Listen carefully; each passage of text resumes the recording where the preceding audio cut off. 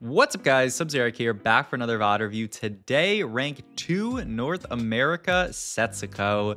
I mean, it wouldn't be a set of TFT if Setsuko wasn't knocking on the door for rank 1. This guy has been absolutely beasting it up. A few days ago, he was like 900 LP. I know, just piss low, but now he's sitting at almost 14, okay, 1300 LP. And what I really like looking at Setsuko's match history is it's basically 0 reroll. You know, we got like 1 Vagar game in here, but almost all of it is fast 8, play good TFT, and you know, sometimes even fast 9. And that's what I want to VOD review today is one of those games where he's just playing his playstyle, Setsuko type TFT, where we're just playing strong early game, playing for strong late game boards, capping out high, and styling on noobs. So yeah, let's check that out. Also, update on the Metafy giveaway, because I know a lot of people have been signing up. We are currently in 3rd right now. It ends on Sunday.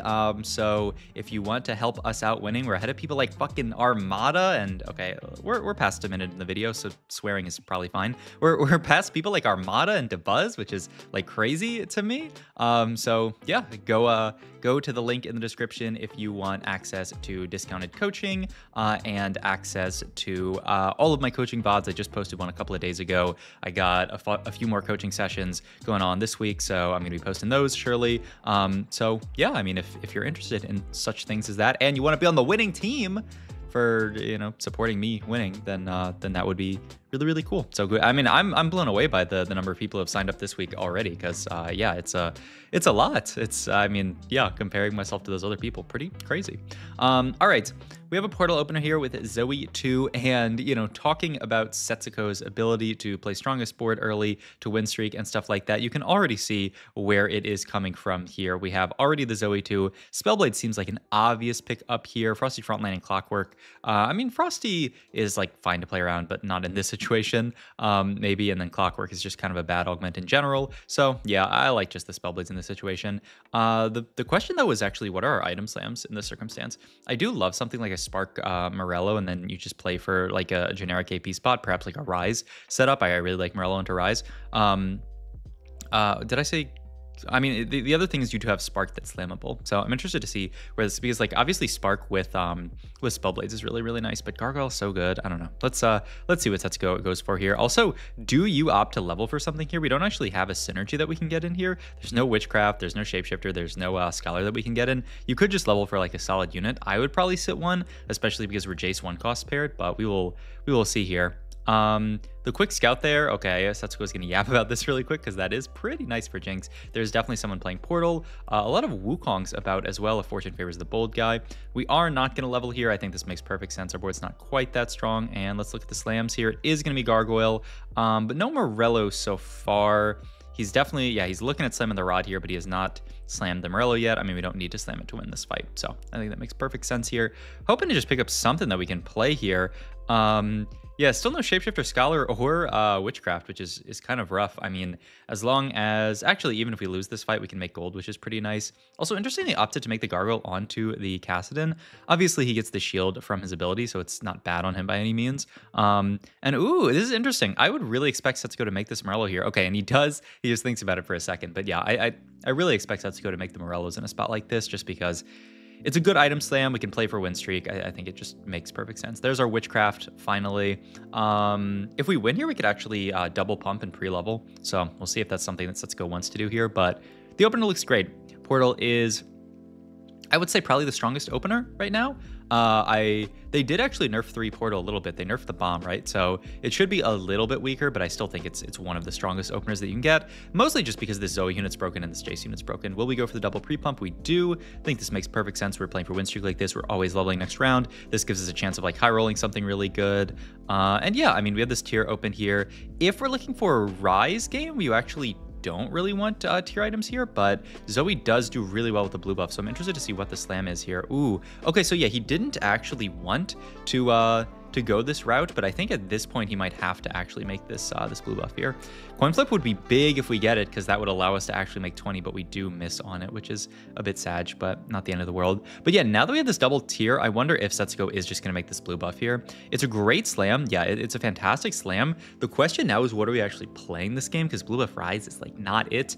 And like, obviously, if we were on previous patch, everyone would be like, what do you mean? We're playing Karma, the best comp. I had somebody come into my YouTube chat yesterday and say, oh, are you just like, I had like a generic AP start, and they were like, oh, let me guess, you're going to hard force Karma from this spot. And I'm like, have you been like in a coma for a week and then you just woke up? Like, Karma is not really it after the huge nerf to her this patch, where she no longer heals your units. Before, that heal was just such a big part of her entire kit, and that being taken away, she's a lot weaker now. So she's certainly not a unit that you generally want to angle for. I've seen a few people try it to middling, and by middling, like middling in a bad, like the bad middle, not a good middle, but like a very bad middling success. We do have a Hui pair here. Hui actually does fantastic with these items, but yeah, Setsuko, not one to want to opt into some kind of reroll line here. I would have at least waited for the orb drops, because like, I don't know, what if you get a Hui from orb here? I feel like you have to play around it, but yeah. What do we actually sell here? Yeah, I would just sell those left too, I think, because you do actually kind of want to hold this RA for potentially an in there. Ooh, do you make Cassio 2 here? I guess you do. Yeah, it's a little scary. Nashor's Tooth, a really, really nice slam. Nashor's Static Shiv. Yeah, I mean, this looks great. Let's look back and see if there are any other slams that make sense. I mean, you can't ever make red buff, so you're kind of forced to make Static Shiv, and Nashor's then comes very naturally from there. So yeah, I think this makes perfect sense. And then we can hold open the cloak for something like a D-Claw if we want to. They don't love the D-Claw, but these days, just because it's not as good, but you know, whatever. We took that Zoomify, I think, in time for combat, maybe? Yeah, it looks like our units are zooming. That's good. I know I've seen sometimes if you buy this like during combat, you get it for like 2 combats, weirdly. So we'll see if that bugs out, but I think he bought it right before combat, so I think it still counted. All right, first augment here, branching out, rolling for days, Tiny Titans. I don't really love any of these options. You know, way back in the day, there was an idea of taking Tiny Titans to spot like this because it would just guarantee that you can go 9. This set, I don't know, level 9's not as strong, so yeah, I don't really love going for that. I would just prefer decent combat augment here. I don't want branching out at all. Okay, Exile is good. You can just take Exiles in this spot. I love it. Ooh, and that is a Rise as well, which we can certainly fit on this board. And now we actually have an extra slot that we can put a unit in, but yeah, I still think Cassidon's pretty nice. Okay, so this is a really interesting spot, actually. We've hit the Rise, but still, our items, like, if we had really, really good Rise items here, if we had, you know, something like Nashors and Blue Buff are not amazing Rise items. If we had like a Death Cap and Archangels or something like that, then I would be really, really excited about this orb drop because, you know, we can play towards Rise. It feels really, really good in this spot. But this spot, you can't actually really play for Rise. So I'm really curious to see how Setsuko plays this setup here. Interesting that he actually, yeah, I don't think I prefer Shyvana over a Cassidon. I'm really not that big of a fan of Shyvana right now. I just don't think, I mean, especially as just like a random unit. She's a great like TG holder because they want her to be more of like a damage dealer than like kind of like a magic damage dealer than like a tank. Also, sorry for the pause there. It's Twitch servers. It's not my fault. Are we fighting? Oh yeah, it's worth the wait. That was worth the wait, Elise 3 from Press Event. That is pretty hilarious, but okay. We win that fight. It's a huge H streak here. We have Cloak and Glove open, right? So we can look for Gargoyle. TG is the main glove option here. I mean, that glove plus tier looks pretty good here. Adaptive plus TG looks really, really juicy. You can honestly look at just slamming both of those. There's a Taric as well. What the, like we're hitting for the entire portal board. It's just, what are we actually going to play from this spot? But yeah, we can make the TG Shyvana. I mean, this looks great. He really, really wants to be able to fit this this Nunu here, but we just can't fit it this round. And we're actually not that rich, even though we're 100 streaking, just because our board's a bit expensive, right? We have a couple of 4 costs on it, 2-star 2 costs on it. This board is very expensive. So you can see, like, this is why we're not actually as rich as you would think, right? In the spot, you would think we'd be really, really rich, but the board expense actually puts us at a little bit of a poor situation. You can certainly look at leveling here, though. Yeah, you still get to make 40 gold here. Play the Nunu, I would imagine, though he's looking at Incantor. Okay, I mean, Incantor guarantees that you make 40, which I think is what Setsuko's looking at here. I would think the Bastion is better just because the stats are like, do I really care? But I mean, AP onto our team is pretty nice. All right, fighting a pretty strong board actually. Vex 2 and Jinx 2 here, but Spellblades I feel like is such a strong early game augment, especially because we have that Tread. I mean, it's strong late game as well. It's just a strong augment in general. So we are going to win that and be Mr. 100 streak here. So this is like the Setsuko spot. 100 streaking here, slammed every single item, found some upgrades on the way, high rolled some like strong units on the way, picked really good augments. And the question is, where do we actually go from here? Because like I was saying, this spot looks very non-obvious to actually play like a Rise game. Itemization wise here, there is like a Sterax Crown Guard setup, which doesn't look bad. We still have, no, we already have Heal Cut and Shred here. So I expect it to be Crown Guard and then maybe Sterax. The problem is we don't really have, I guess you could Sterax the Jace, and then Crown Guard the Tariq. Yeah, I mean, this looks pretty good. I think it kind of has to be this. Jace is at least going to do okay with the Sterax. And the question is, where is that going late game? Because once again, like if we play Portal, there's no one who really wants to hold Sterax here. So I'm curious. And like, it's not like we can play like Fiora Callista because we have all these AP items. We need like some kind of like Fiora plus something else. You know, you could play like the Fiora Karma board. That would make the most sense, except that board, I don't know, I'm not that excited to play around it, but really interested to see what Setsuko does here. Last augment, can't really take Crash Test. Support Cash is like, okay, but you have Exiles as well, which isn't amazing for it. I just don't really want to take Crash Test because, I mean, maybe you do just take it. It's really awkward with Exiles. We're gonna have too many units on board, but looks like he is leaning towards that just because it is the, it's a solid combat augment. I mean, you can still fit, it'll be awkward on 9, but it's not that awkward on 8. All right, we're gonna level here. We found 6 Portal, which is actually a really nice board to play right now.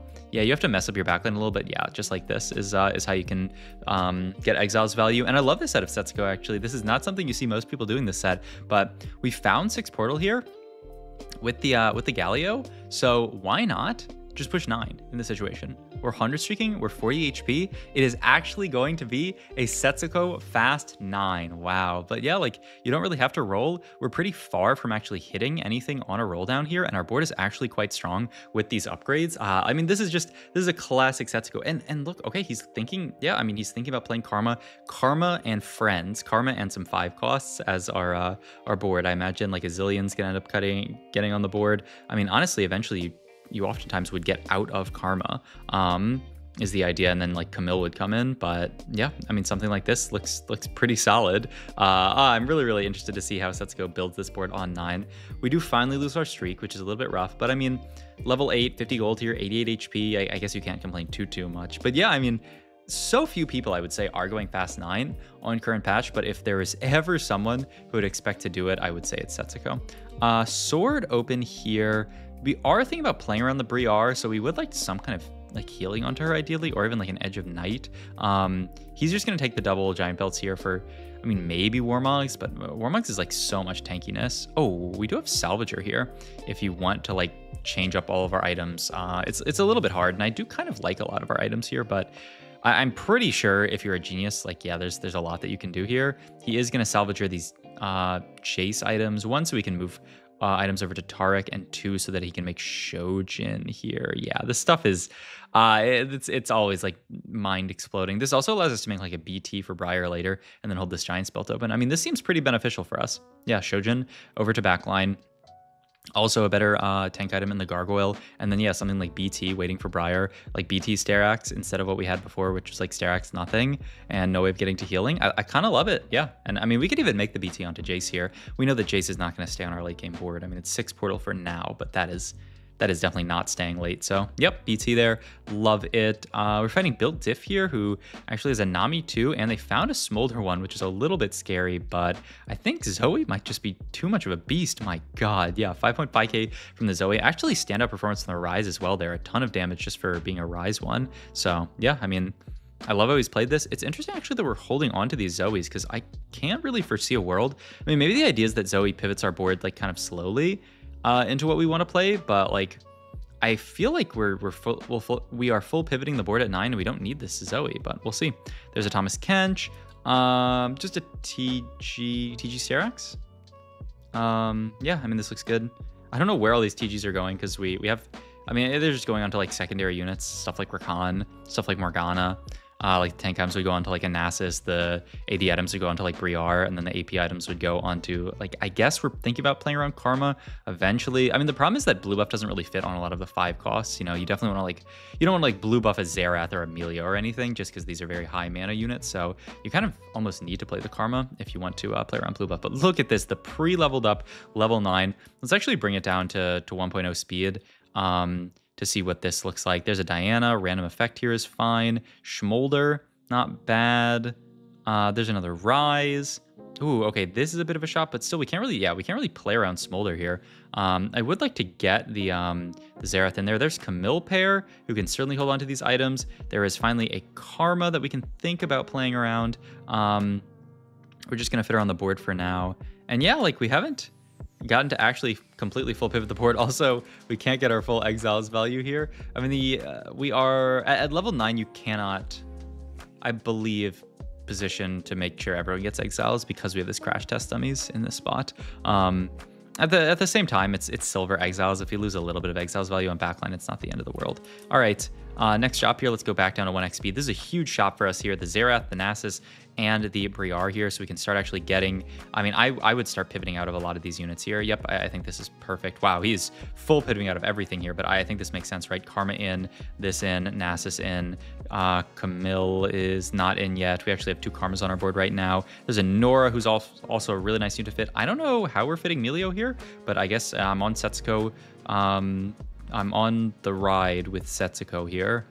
Yeah, I don't know. I'm ready to see what he's going to play in this spot. Okay, still actually not a perfect pivot. I think Setsuko himself a little bit dizzy here. Items, and yeah, you don't want to put items on Nasus here.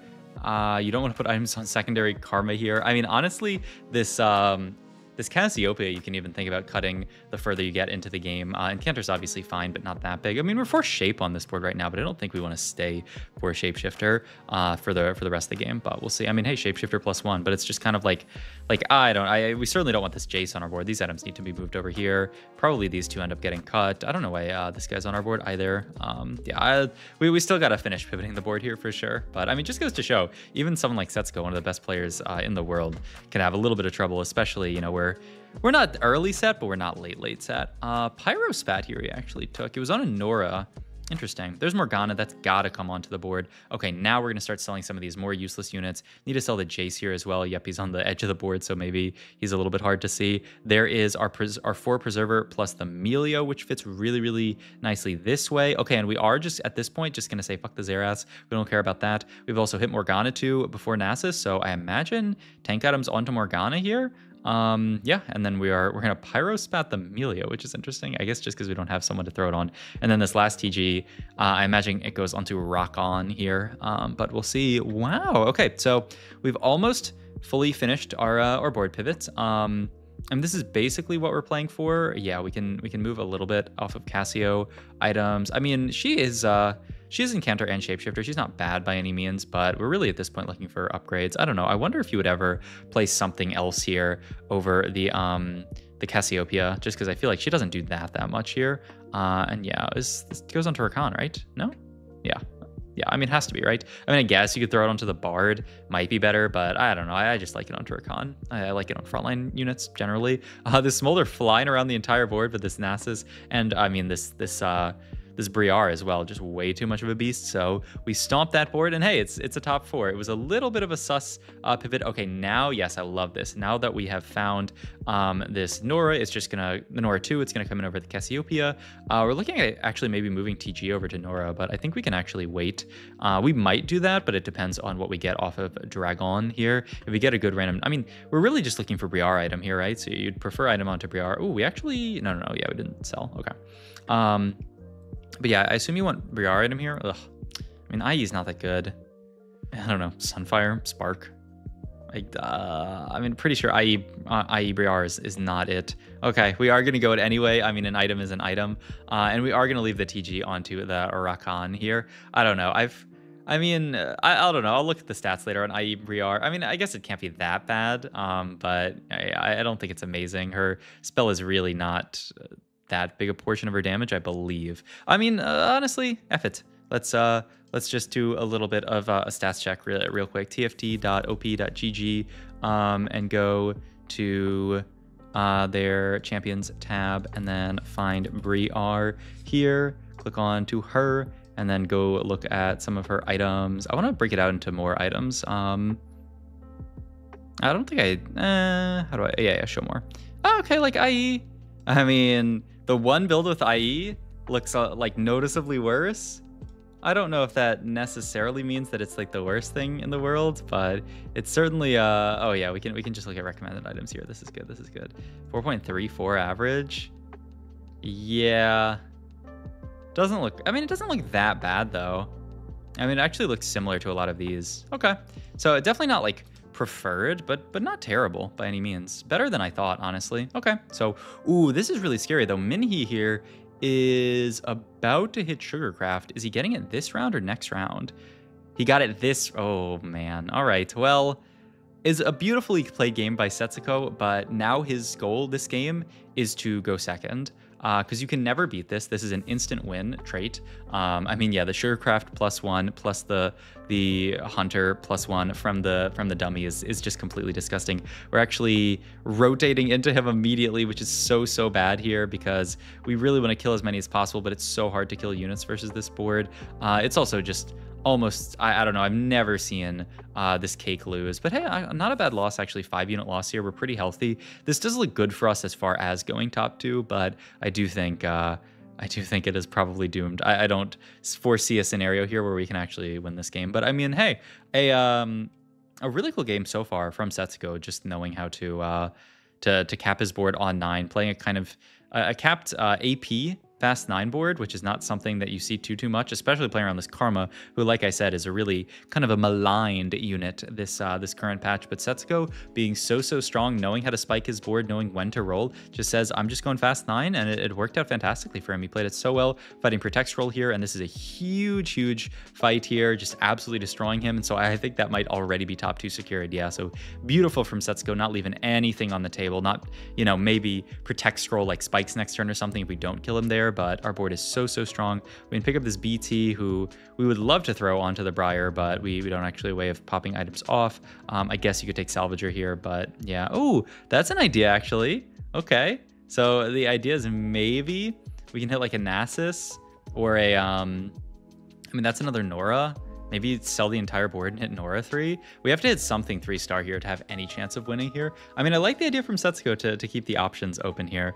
I feel like you're going to have to sell a decent amount of board here, so I would probably, I mean, you can hold to Nasus and the Nora here and then see what your next shop looks like. Maybe we get like a charm. It'd really be nice to have like Xerath in here so that we can get the charm that gives us all 4 costs. Okay, it looks like we're not holding the Nora and we're just hoping to somehow hit some Nasuses here and hit a 3-star Nasus. Yep, he's going to start selling board here. The problem though is that selling for a 3-star 4 cost, even if we hit it, I don't think we're winning. And it is just going to be the FF from Setsuko there. A really fun game though, a beautiful Fast 9 for him. And obviously, if there wasn't a 6 Sugarcraft, I'm pretty sure we would have won this game, but 6 Sugarcraft is a free win. So hope you guys enjoyed this video. If you did, please like, comment, and subscribe. Once again, if you go support my Metafy group, we can win the contest that Metafy is doing.